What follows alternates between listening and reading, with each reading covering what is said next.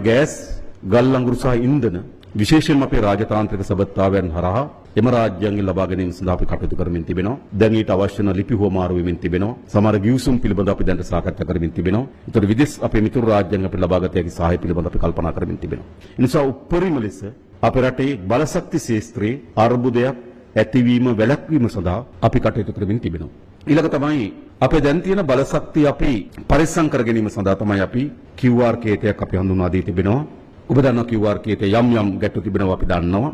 මේ පිළිබඳව අපි ඇත්තටම සාකච්ඡා කරා මේ දියත් කරන්නේ කොහොමද කියලා. සමහර යෝජනාවන් ආවා දවස් දෙකක් සෙට් වහලා මේක ක්‍රියාත්මක කරමු කියලා. මීට පෙර මේක ක්‍රියාත්මකට වාසිය තිබුණ රට වැහිලා තිබුණේ. දැන් සති දෙකක කාලයක් තිබුණා QR ඒගොල්ලන්ට QR කේතේ ලබා ගන්න. අනතුරුව තමයි QR කේතෙන් තෙල් ලබා දුන්නේ. හැබැයි අපිට එහෙම කරන්න අපි මේ දුවන ආර්ථිකය පවත්වාගෙන යන්න ඕන. දැන් සැලකිතු ප්‍රමාණකින් ගත්තොත් මම හිතන්නේ මිලියන 5කට ආසන්න ප්‍රමාණයක් දැන්ට QR කේතේ රෙජිස්ටර් වෙලා තිබෙනවා.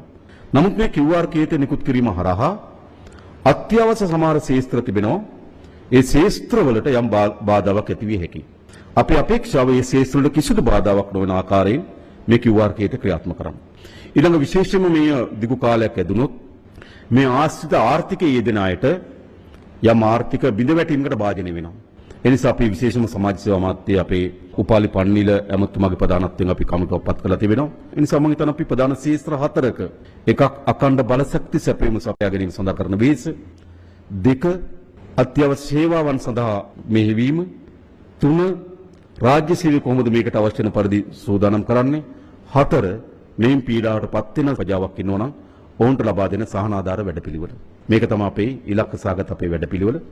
ඒ සඳහා සියලු දෙනා මේ වැඩපිළිවෙලත් එක්ක අනුගත වෙන්න ඕනකම තියෙනවා. ජනාධිපතිතුමා කනිජ තෙල් මිල ශීඝ්‍රයෙන් වැඩි වෙනවා. දැන් කාබෝජ 68ක් වැඩි කරලා තියෙනවා. ඒතකොට කැනඩාව 28ක්. අපේ රට 8ක් පමණයි තාම වැඩි කරලා තියෙන්නේ. දැන් මේ තත්ත්වය ඉස්සරහට තවත් වැඩි වෙයිද? ජනතාව පීඩනයටපත් වෙයිද? එහෙම පීඩනයටපත් වුණොත් හදිස්සි හරි අසීමිතව තෙල් මිල වැඩි වෙලා තෙල් මත පනවල තියෙන බදු ප්‍රමාණය අඩු කළා හරි ඒ සහනේ ජනතාවට දෙන බලාපොරොත්තුවක් තියෙනවා. රාජ්‍ය පාලනය කරපු කණ්ඩායම් දීර්ඝ කාලයක් රට පාලනය කළා තෙල් සංස්ථාවේ ණය කෝටි 90යි. ඒ මුළු කෝටි 90ම භාණ්ඩාගාරේ බාරගත්තා අපි. දැන් තෙල් සංස්ථා සතයක් නැහැ නේ. අපි මොකද කරලා තිබෙන්නේ? ඒ භාණ්ඩාගාරයේ බාරගත්තු 90. ඒතකොට ඒක භාණ්ඩාගාරයට අපි මොකද කරේ? තෙල් වලට යම් බද්දක් පැනෙව්වා මේ ණය පියවා ගැනීම සඳහා. දැන් අපි පහුගියදා තෙල් මිල ඉහළ දැම්මා. ඒ තෙල් මිල ඉහළ දාම හේතු දෙකක් තිබුණා.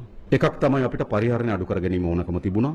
දෙක තෙල් මිල ඉහළ යාමක් එකපාර විශාල ප්‍රමාණයක ඉහළ යාම ආර්ථිකයට බලපාමක් ඇති වෙන ඒක සමනය කරගන්න ඕනකම තිබුණා. ඒ වගේ මාර්තු මාසයේ තෙල් මිල ඉහළ යාම සංස්ථාවට ලාභයක් තියෙනවා. හැබැයි ඊළඟ අපි නියමිත වැඩි කිරීමේ මිල ගැලැප්වීමේදී අපි මේ මාර්තු මාසයේ ලබාගත්තු ලාභය ගණනය කරනවා. ඊට පස්සේ තෙල් ලෝක වෙළඳපොලේ තෙල් මිල වැඩි වෙලා හෝ අඩු වෙලා නම් ඒකත් ගණනය කරනවා. ඒ ගණනය කිරීම අනුව අපිට උත්තර දෙකක් ලැබෙන්න පුළුවන්. තෙල් මිල වැඩිවීම හෝ අඩුවීම දෙකම ලැබෙන්න පුළුවන්. ඒතර අපි බලනවා මේ මිල වැඩිවීම ඒ තෙල් හරහා ගොඩනගෙන ආර්ථිකයට බලපෑමක් ඇති කරනවා නම් අපි බද්දේ යම් ප්‍රතිශතයක් අයින් කරනවා. ඒතර අපි මේ මාර්තු මාසයේ වැඩිවීමේ ලාභයයි බදු ප්‍රතිශතය අඩු කිරීමයි හරහා අපිට වැඩි කිරීම සිද්ධ වුණොත් ඒ වැඩි කිරීම අපිට අඩු කරගන්න පුළුවන්.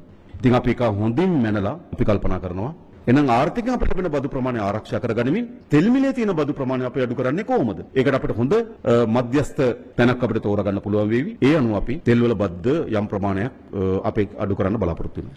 ජනාධිපතිතුමනි දැන් මේ වෙනකොට ලෝක බලවතුන් බල අරගලයක ඉන්නේ. ලංකාව විදිහට අපිට තවමත් නොබැදි පිළිවෙත ඉදිරියට ගෙන යාමට හැකියාවක් තියෙනවා.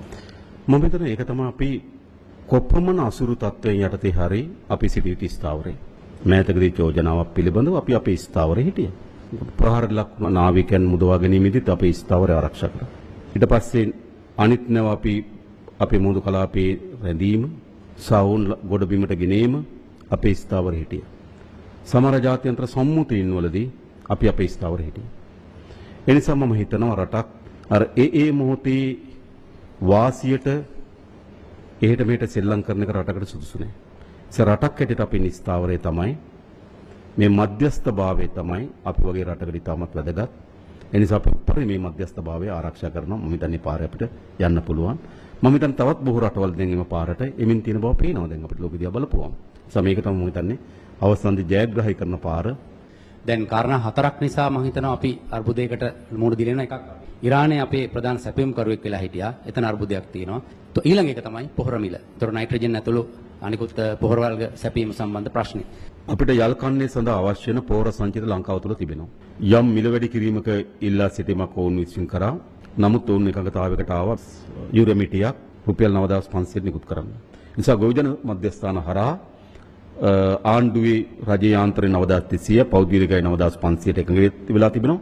ඒ අනුව අපිට පොහොර බෙදා ගන්න පුළුවන්කම තියෙනවා.